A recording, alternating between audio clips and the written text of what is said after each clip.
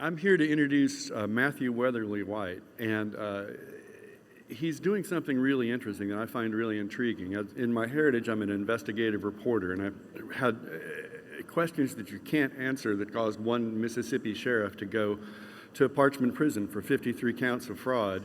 And Matthew has a question that nobody can answer, and it makes real sense, but nobody can answer it. And so Matthew has something that people, they just don't know what to do with it. So Matthew, if you'd come out and ask this question, and we'll talk about why this is true. Thank you. Thanks, Kevin. Yeah, thank you.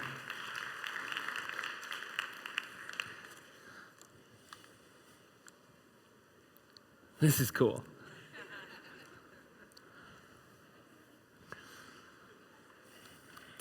When I was a kid, we couldn't wait to watch reruns of The Twilight Zone.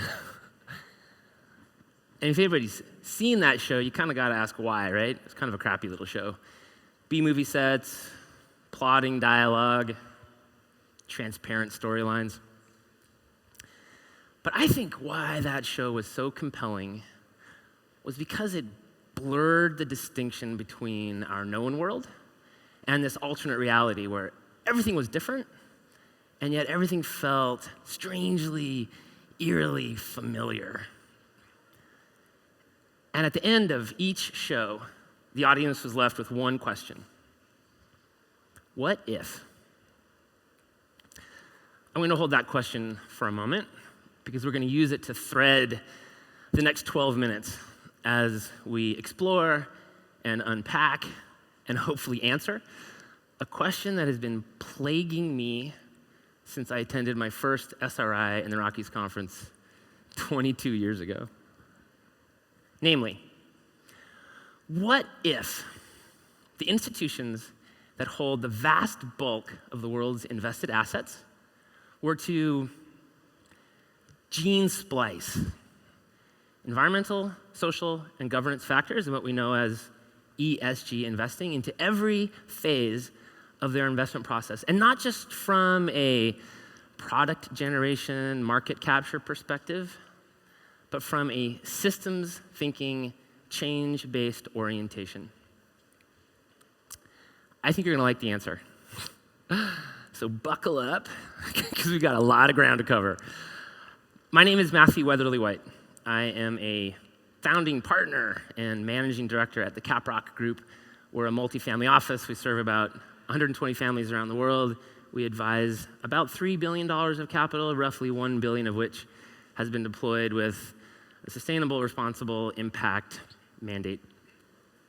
Some of you know me. I see some familiar faces in the room, which is great because I'm nervous as hell. Some of you may have heard of me. A few of you may have been unlucky enough to see me recently on Bloomberg or Yahoo Finance or Reuters, blah, blah, blah. I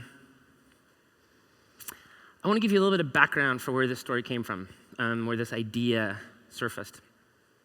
Last year, I was speaking at the Credit Suisse annual Conservation Finance Confab, and during one of the breakout sessions, this wickedly smart fixed income manager stands up and he starts talking about his firm's work to integrate those ESG factors into their investment methodology. And he specifically talked about their ESG-focused portfolio. And he mentioned, almost in passing, that this strategy outperformed their conventional strategy. Not by a lot, but consistently.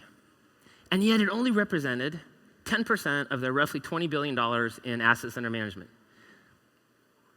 Now, I don't know about you guys, but the asset managers that I know would sell their grandmothers for a few extra basis points of performance. So it made no sense to me that this strategy with demonstrated superior performance was not their default setting. So, put my hand up, I asked the obvious question, dude, what's up? And he looked at me like I was in kindergarten. And he says, well, that's because this is our ESG focused portfolio. So I want you to kind of hold that perspective in mind.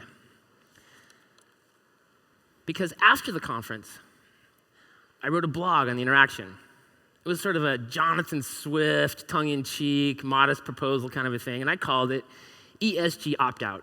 And I was really just having fun with it. But it got a lot of traction. Like, it didn't break the internet or anything, but I figured I was sort of onto something. Now, I'm gonna have to trust you to do something with me because I'm about to take a giant narrative leap. We're gonna get back to the whole ESG integration thing in a second, but right now we're gonna spend a couple minutes talking about something completely different. Organ donation. Not even one chuckle, all right. It's too early in the morning. A couple facts. So, according to the American Transplant Foundation, 18 people die every day in the United States for want of a donated organ. And there's about 124,000 people right now on organ donation transplant wait lists. I get the scale, 18 people. It's not exactly headline grabbing, but it is a problem. And what's interesting about this healthcare problem is that it has a solution. And the solution is so elegant and so simple that it can feel almost magical. So here's some details.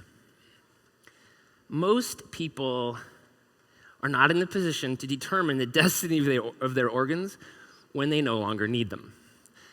And so governments, recognizing this, have embedded this choice into one of many ubiquitous documents, like a driver's license registration form. And this choice is always framed in one of two ways: opt-in or opt-out. So pay attention, this is important.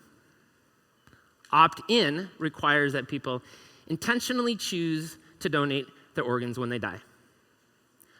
Opt-out asks people to intentionally not donate their organs when they die.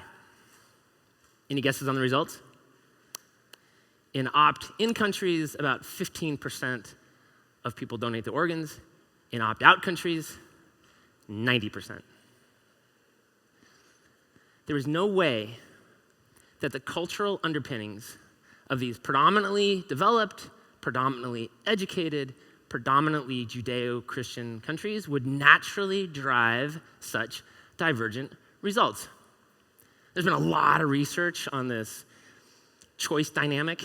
We don't have time to explore it in our precious 12 minutes. So if you're curious, I encourage you to Google it. It's super, super interesting. But the point here is that the prevailing view in opt-in countries is that organ donation is an act of extraordinary altruism, sort of like leaving your entire estate to charity as opposed to your family. Whereas the prevailing view in opt-out countries is that it is extraordinary to not donate your organs, more like skipping your daughter's ballet recital as opposed to skipping your daughter's graduation. So this point is important enough to repeat. In opt-in countries, organ donation is seen as extraordinary altruism, whereas in opt-out countries, it is seen as nothing more than ordinary community behavior. So intrigued, the research decided to replicate this project in two countries that are nearly identical and yet which maintained opposing policies, Germany and Austria. So Germany, an opt-in country, organ donation is seen as an ethically meaningful and costly action. In Austria, it's seen as an ethically trivial action. In Germany, donation rates are at 14%. In Austria, donation rates are at 91%. That their attitude on this subject, despite sharing a cultural, geopolitical, linguistic, geographical heritage, is so different, tells me that something else is going on. And I propose that this something else is the inverse of what most people think. And that is that in some cases, what we do shapes what we believe, rather than our beliefs shaping what we do. Now, if this is true, there's plenty of research to indicate that it is. It leads us back to one really important question.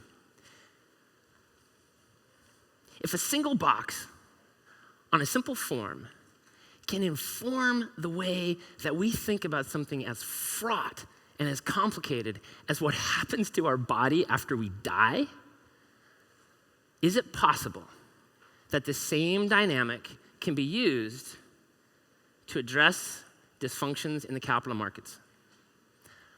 I believe the answer is yes. And here's why.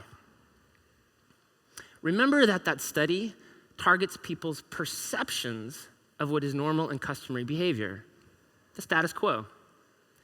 But what's really important to understand is that very first opt-in form was designed by a mid-level bureaucrat. There was no science behind it. There was no research. There was no decades of accumulated cultural perspective to form none of that. In fact, the idea of institutionalized organ harvesting was utterly impossible 35 years ago. And so the opt-in decision became the status quo rather than reflecting it. And it stuck.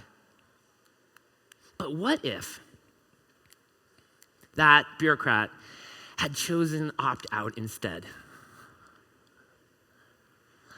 Given what we saw in Germany and Austria, I think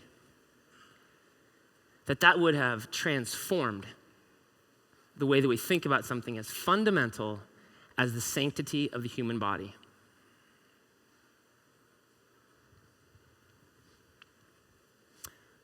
Okay, we just asked a pretty basic question of a really complicated subject and derived a provocative conclusion. Let's do the same thing with the capital markets. What if investors were asked to intentionally choose to invest exclusively in companies that exploit workers, pollute the environment, and engage in aggressive, fraudulent accounting practices? What if the marginalization of ESG and impact investing is nothing more than a behavioral attachment to the status quo? What if we changed one question on a new account form from opt-in to opt-out, and it transformed the relationship that capital markets have with sustainable and responsible investing? Now, before you haul out your list of objections, I've heard them all. Actually, this room probably doesn't have any objections. This room's probably like, yeah! But before we share the list of objections that we all know, concentration risk, increased volatility, concessionary performance, fiduciary standards, let me run a couple of bullet points past you. The KLD social index has performed in line with the S&P 500 for more than 25 years. Generation Asset Management has outperformed their benchmark by 500 basis points compounded annually for over a decade. The IRS recently ruled that ESG factors can and likely should be incorporated into fiduciary standards. Organic farming can be more profitable than conventional farming. Green buildings outperform conventional buildings. Sustainable timber harvesting practices yield longer, more durable, more consistent returns to the asset owner. The Clean 200 has outperformed a carbon-intensive index by 3 times since 2004. The list goes on. So why aren't these what-if questions being raised? I suggest that these questions are not being raised because they tap into a fundamentally polarizing concept. And that concept is that capitalism has no intrinsic morality. It has no orientation towards good or evil, and this is polarizing because we want it to. We want to anthropomorphize the system. We want to make it feel more human. We want to blame it, or we want to celebrate it. And we are wrong. Capitalism is nothing more than the world's most powerful optimization mechanism. It is a system of organization reflecting our prevailing cultural mores. What if we stopped asking the question, is capitalism good or evil? And instead started asking the question, to what end do we seek to optimize the capital markets? And more importantly, what do we need to do to get there?